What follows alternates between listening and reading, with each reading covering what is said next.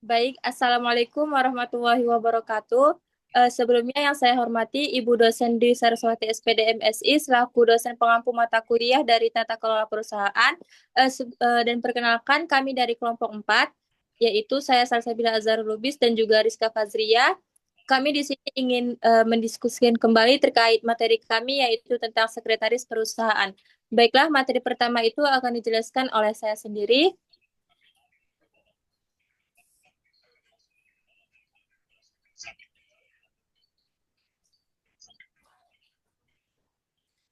Di sini ada pokok pembahasannya. Yang pertama, sekretaris perusahaan. Yang kedua, sekretaris di perusahaan publik. Yang ketiga, sekretaris di perusahaan BUMN. Dan yang keempat itu ada kesimpulan.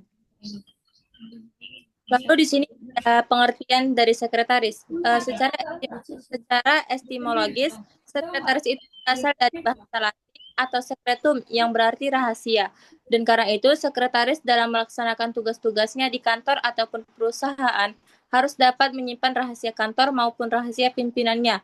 Sedangkan menurut Sulistiani RA 2005 bulan 12, sekretaris itu ialah pembantu sebagai pimpinan yang dimana tugasnya tidak hanya menyangkut pekerjaan rahasia, melainkan meliputi bidang kesekretaritan atau pekerjaan kantor yang meliputi keseluruhan aktivitas menghimpun, mengolah dan menggandakan dan juga menyirim, menyimpan, memelihara serta memusnahkan bahan-bahan keterangan atau informasi atau warkat kantor, juga pekerjaan manajerial yaitu meliputi planning, organization, accounting, dan controlling. Selanjutnya ada pun tugas dari sekretaris. Yang pertama, ada tugas rutinnya, yaitu tugas yang tidak membutuhkan perintah khusus. Misalnya itu tugas pengurusan surat, menerima tamu, tata kearsipan, membuat jadwal kerja pimpinan, maupun menerima telepon. Dan yang kedua itu ada tugas khusus. Tugas yang memerlukan perintah atau butuh pertimbangan pimpinan. Misalnya itu membuat perjanjian, mengirim surat menggunakan fax email. Dan yang ketiga itu tugas yang bersifat kreatif, yaitu tugas yang dikerjakan atas inisiatif sekretaris itu sendiri tanpa ada suruhan dari pimpinan teratas. Dan yang terakhir yaitu tugas mengadakan hubungan kerjasama baik dengan luar perusahaan maupun dalam perusahaan itu sendiri. Selanjutnya yaitu pengertian dari sekretaris perusahaan. Kalau sekretaris perusahaan itu bertanggung jawab langsung kepada Direktur Hubungan Kelembagaan dalam pelaksanaan fungsi dan tugasnya itu terbagi dalam 6 bidang, yaitu yang pertama aktivitas bank sebagai perusahaan terbuka, termasuk melaksanakan tata kelola perusahaan, khususnya yang terkait dengan ketentuan pasar modal. Yang kedua, aktivitas komunikasi koperasi. Yang ketiga, aktivitas kesekretariatan. Dan yang keempat, aktivitas dari stakeholder management. Yang kelima, aktivitas corporate social responsibility. Dan yang keenam itu ada aktivitas marketing communication. Selanjutnya akan disambung oleh saya. Di sini saya akan menjelaskan tentang sekretaris di perusahaan publik, yaitu menurut POJK atau peraturan Otoritas Jasa Keuangan, yaitu sekretaris perusahaan di perusahaan publik itu wajib memantau kepatuhan perseroan terhadap peraturan dan regulasi, memastikan informasi penting disampaikan secara tepat, waktu, dan akurat kepada pemegang saham, otoritas pasar modal, serta publik, serta memastikan pengungkapan informasi dan komunikasi internal maupun eksternal dilakukan secara transparan. Public relations. Public relations ini biasanya berhubungan dengan pencitraan. Dengan demikian, fokusnya itu memperhatikan bagaimana seseorang atau organisasi mempresentasikan dirinya sehingga pihak lain dapat berpersepsi negatif atau positif atau kesan yang diberikan. Bill Clinton atau Soimitrat dan Elviro. Public relations ini pada dasarnya berhubungan dengan penciptaan pengertian yang lebih baik tentang suatu organisasi dalam rangka untuk memperoleh kepercayaan dan pengakuan publik. Syarat sekretaris sebagai praktisi public relations. Ada 5 kompetensi dan kredibilitas public relations officer menurut Hubis DKK tahun 2012, halamannya itu 158 sampai 154, yaitu seni berkomunikasi. Seni berkomunikasi ini adalah kemampuan menjadi pendengar dan menyampaikan pendapat atau pandangannya secara tertulis dan lisan dialogis.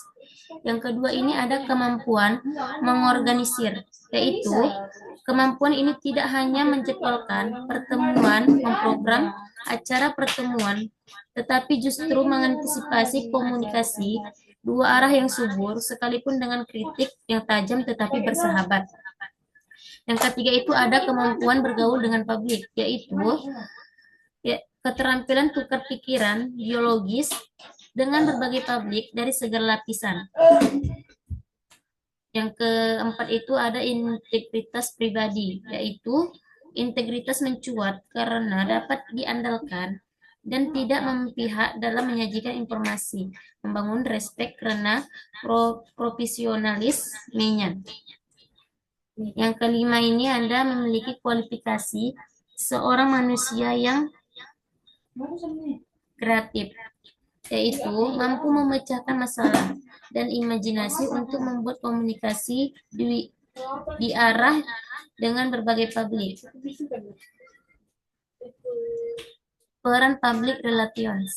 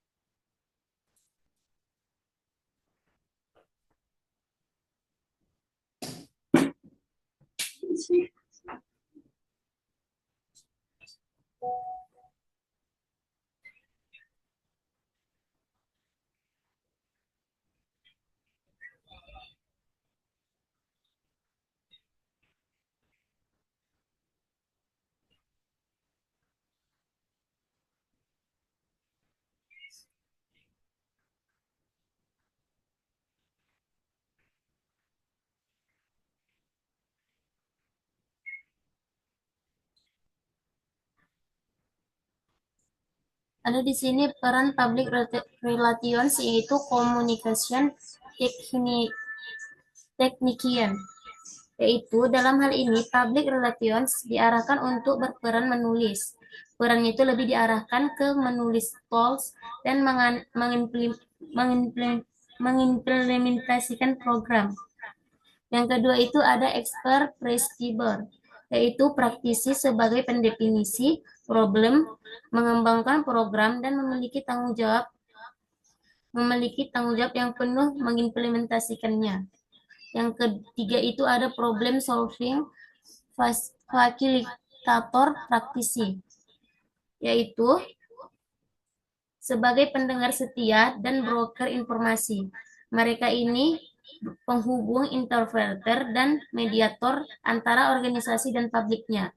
Mereka itu mengelola two-way communication dengan membuka rintangan komunikasi yang ada atau yang terjadi. Para pelaku ini menempatkan dirinya sebagai sumber informasi dan sebagai kontak antara organisasi dan publiknya. Yang keempat ada public relations, yaitu sebagai praktisi publik yang berkolaborasi dengan manajer lain untuk mendefinisikan dan memecahkan masalah mereka menjadi bagian manajemen strategis perusahaan melalui peran ini.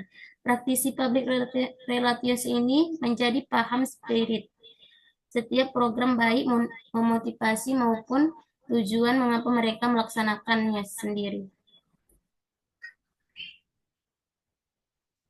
Untuk penjelasan selanjutnya akan disampaikan teman saya. Lah untuk materi ketiga itu ialah sekretaris di perusahaan BUMN atau badan usaha milik negara.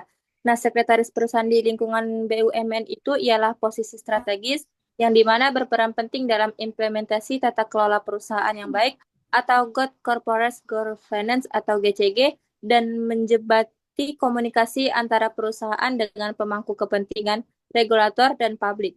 Direksi BUMN wajib menyelenggarakan fungsi sekretaris perusahaan dan direktur utamanya itu dapat mengangkat dan juga memberhentikan sekretaris perusahaan berdasarkan mekanisme dengan persetujuan Dewan Komisaris atau Dewan Pengawas.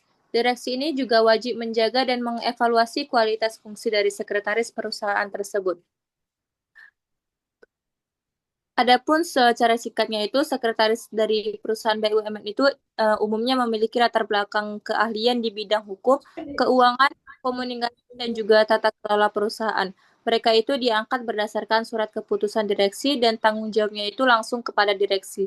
Jadi, direktur utama dari BUMN itu juga mengangkat dan memberhentikan dari seorang sekretaris perusahaan berdasarkan mekanisme internal perusahaan dengan persetujuan Dewan Komisaris atau Dewan Pengawas. Mereka itu tidak sembarangan asal memecat ataupun mengangkat sekretaris perusahaan dari BUMN tersebut. Selanjutnya, kesimpulan akan dilanjutkan oleh teman saya. Maka disimpulkan untuk materi kami ini adalah sekretaris perusahaan ini memiliki peran vital dalam mendukung operasional dan strategi perusahaan. Dengan adanya regulasi yang ketat di sektor publik dan BUMN, sekretaris perusahaan harus memiliki pengetahuan yang mendalam tentang hukum dan etika bisnis. Mereka juga berperan dalam membangun citra perusahaan melalui komunikasi yang efektif dan transparan. Dalam konteks BUMN, mereka harus mampu menyeimbangkan kepentingan publik dan bisnis serta berkontribusi pada pembangunan ekonomi nasional. Dengan demikian, peran sekretaris perusahaan sangat strategis dalam menciptakan hubungan yang harmonis antara semua pemangku kepentingan dan memastikan keberlanjutan serta reputasi perusahaan. Baik, untuk ini akan saya serahkan kepada moderator. Baiklah, sekian penjelasan dari kami. Kami mohon maaf apabila mungkin belum jelas juga. Kami ucapkan terima kasih dan Assalamualaikum warahmatullahi wabarakatuh.